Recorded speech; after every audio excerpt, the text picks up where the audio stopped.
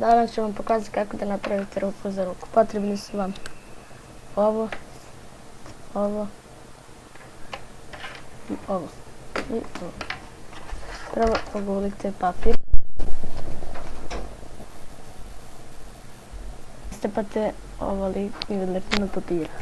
To je i crveni marker, flomaster i škrabate po vašoj ruku. Napravite malo krug i bojicu.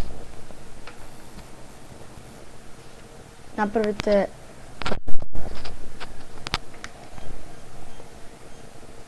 i sada ovo stavite tu. Posle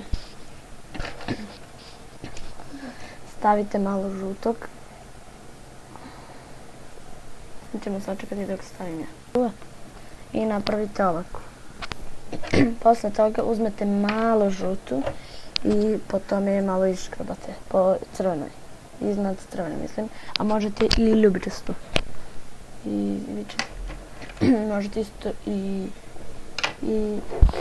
brown marker. Ja ću brown marker, to je bolje. Idemo malo, samo malo po crvenoj.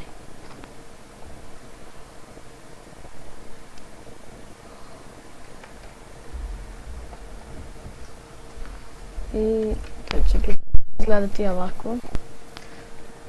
I ovaj papirić mali od malo prema bojicu crvenom. Posle to stavite tu i ovako će vam izgledati. I pozdrav, subscribe-urite, bye.